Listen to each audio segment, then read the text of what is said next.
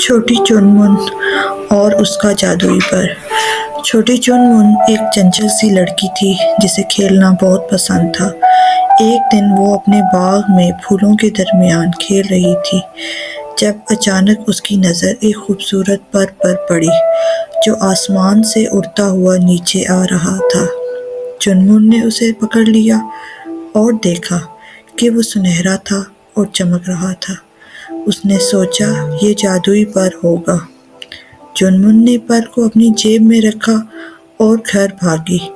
اسے اپنے کمرے میں چھپا کر وہ سوچنے لگی کہ یہ جادوئی پر کیا کر سکتا ہے۔ اچانک اس کے ذہن میں ایک خیال آیا۔ اس نے پر کو باہر نکالا اور کھلی کھڑکی کے پاس کھڑی ہو گئی۔ پھر اس نے آنکھیں بند کر کے سوچا مجھے اڑنا ہے، اور پھر کیا ہوا؟ اگلے ہی لمحے وہ ہوا میں بلند ہو گئی۔ وہ ہنسنے لگی اور اپنے باغ کے اوپر پھولوں اور درختوں کے بیچ اڑنے لگی۔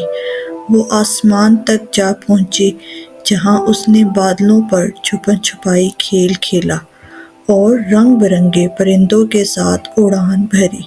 اس نے دور سے جگنو کی روشنیاں دیکھیں اور ان کے پاس جا پہنچی۔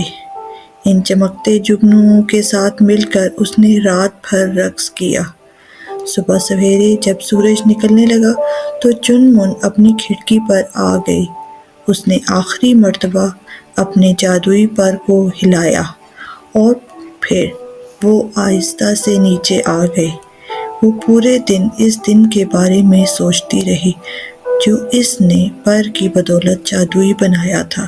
اس نے سیکھا کہ جادوئی اصل میں ہمارے تصورات اور خوشیوں میں ہوتا ہے، اور ہم کچھ بھی کر سکتے ہیں جب تک ہم اس پر یقین رکھتے ہیں۔ اگر آپ اس چینل پر نئے ہیں تو بیل آئیکن کو دبا کر لائک، شیئر اور سبسکرائب کر دیں۔ شکریہ۔